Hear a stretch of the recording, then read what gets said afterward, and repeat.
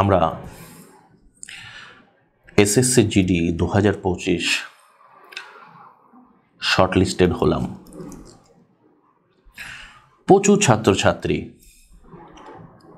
আমার সারা বাংলার তারা পিএসটি এবং পিইটির জন্য শর্টলিস্টেড হলো, যার মধ্য দিয়ে আমি অত্যন্ত হ্যাপি এবং ভীষণ খুশি। আমার মিশন জবের আবাসিকেরও অনেক ছাত্রছাত্রী, সেই সঙ্গে আমার ক্লাসরুম এবং পলাশির ব্যাচের ছাত্রছাত্রী যারা এবার শর্টলিস্টেড হয়েছ, তাদের জন্য আমি অত্যন্ত খুশি।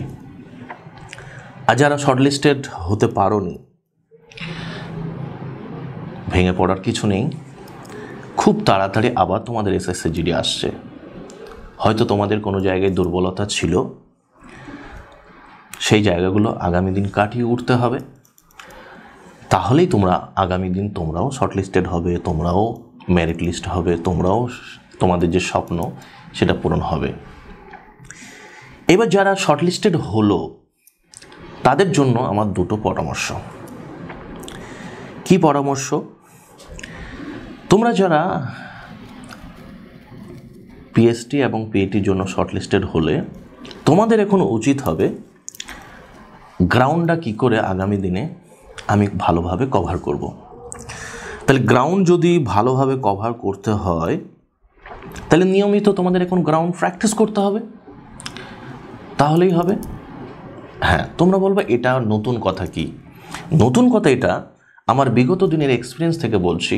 প্রচুর ছাত্রছাত্রী আছে যারা প্র্যাকটিসে খুব ভালো রান করে, কিন্তু ফাইনাল যে গ্রাউন্ড যখন হয় সেখানে কিন্তু নার্ভাস হয়ে যায়, সেখানে ভালো আর পারফর্ম করতে পারে না। এটা কেন হয় সেটা তোমাদের বলছি। দেখো, অনেকে আছে গ্রামে, তারা নিজের মতো করে ছুটে ভালো রানার, কিন্তু তারা কম্পিটিশন দেয় না, তারা ট্রেনারের আন্ডারে কম্পিটিশন দেয় না, তারা টিম এর সঙ্গে রান করে না। আবার অনেকে টিমের সঙ্গে রান করলেও তারা কোনো স্যারের আন্ডারে, কোনো ফিজিক্যাল ট্রেনারের আন্ডারে হয়তো কম্পিটিশন দেয় না, বন্ধুদের মধ্যে দেয়। কিন্তু যখন তোমার স্যারের সামনে, স্যারের নজরদারিতে তুমি যখন রান প্র্যাকটিস করবে এবং যখন মাঝে মধ্যে কম্পিটিশন দেবে আর সেখানে যখন ভালো পারফর্ম করবে, তোমার ভিতরে হিউজ একটা কনফিডেন্স চলে আসবে, হিউজ একটা স্ট্রেংথ বা হিউজ একটা তোমার আত্মবিশ্বাস, যেটা তোমার ফাইনাল যে গ্রাউন্ড হবে সেখানে তোমার আর কোনো সমস্যা হবে না। তাই আমার প্রত্যেকটা ভাই বোনেদের কাছে আমার এই পরামর্শ যে তোমরা যারা ফিজিক্যালের জন্য প্র্যাকটিস করছো, তোমরা কোনো টিমওয়ার্ক করো, টিমের সঙ্গে করো, বা কোনো ট্রেনারের মাধ্যমে তোমরা গাইডেন্সটা নাও, তোমরা ফিজিক্যাল ট্রেনিংটা নাও। তার জন্য তোমার আশেপাশে যদি কোনো ভালো ট্রেনার থাকে সেখানে যাও, অথবা বিভিন্ন কোচিং সেন্টার আছে, সেই কোচিং সেন্টারে দেখো ভালো ট্রেনার আছে।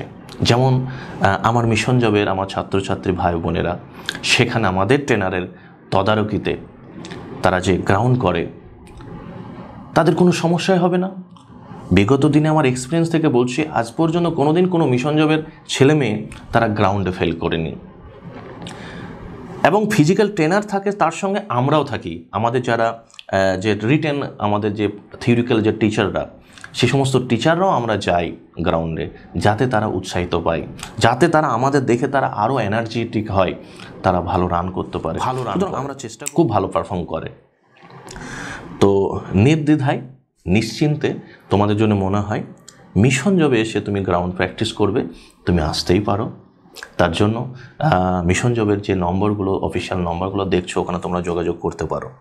ওকে, এরপরে আমার সেকেন্ড যে পরামর্শটা, দেখো যারা এসএসসি জিডি শর্টলিস্টেড হলে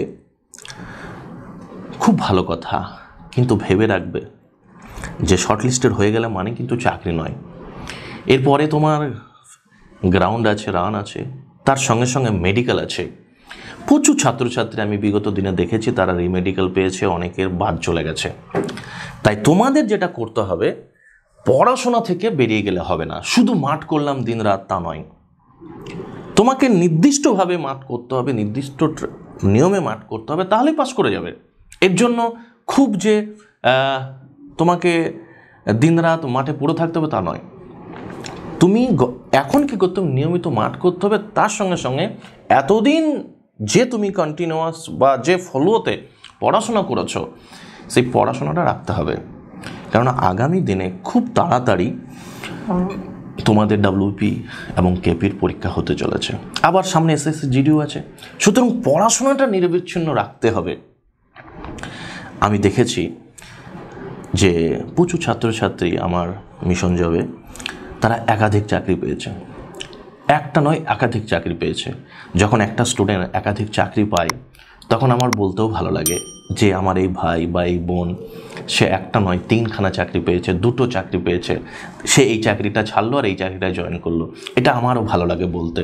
তাই তোমাদের কাছে আমার পরামর্শ, আগামী দিনে যে ডাব্লিউপি আছে, কেপি আছে বা এসএসসি জিডি আছে, এই যে পরীক্ষাগুলো আছে এই পরীক্ষাগুলোতেও তোমাকে ফোকাস করতে হবে। যারা এসএসসি জিডি শর্টলিস্টেড হলে আমি তোমাদের বলছি তোমরা এই ফ্লোতে পড়াশোনা করো, তাহলে আগামী দিন এই চাকরিগুলোও তোমরা কিন্তু পেয়ে যাবে। আর যখন পেয়ে যাবে তখন তোমার গর্ব হবে, তোমার বাবা মার তুমি গর্ব হবে, তোমার পাড়া প্রতিবেশীর গর্ব হবে, তোমার টিচারদের তুমি গর্ব হবে যে আমার এই ছাত্রটি, এই ছাত্রীটি 3খানা চাকরি পেল, 2খানা চাকরি পেল। এবং তুমিও সারা জীবন তোমার এই পারফরমেন্সের জন্য তুমি গর্ব অনুভব করবে। তাই আমি প্রত্যেককে বলবো তোমরা পড়াশোনাটা যেমন করছো পড়াশোনাটা করো, আর তুমি যারা সকালে গ্রাউন্ড করো সকালে করো, যারা বিকালে করো বিকালে করো, কোনো অসুবিধা নাই। আমি যেরকম প্রথমেই বলেছি কোনো ট্রেনারের আন্ডারে। ওকে, এইবার একটা কথা যেটা মিশন জব সম্পর্কিত, যে আমাদের আগামী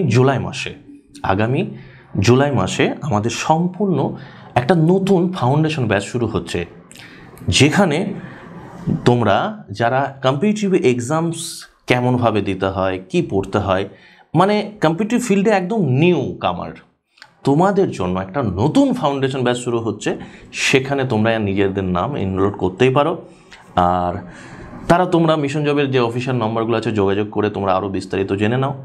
ওকে, যেটা বলার, যারা ধরো অ্যাডভান্স আছো, যারা ভাবছো না শুধু আমার অ্যাডভান্স ব্যাচে শুধু প্র্যাকটিস করলেই হবে, প্র্যাকটিস ব্যাচে করব, তাদের জন্য আমাদের তো সারা বছরই সব সময়তেই আমাদের ফাউন্ডেশন ব্যাচ এবং অ্যাডভান্স ব্যাচ থাকে, আলাদা আলাদা সব পড়ানো হয়, আলাদা আলাদা সব ব্যাচ থাকে।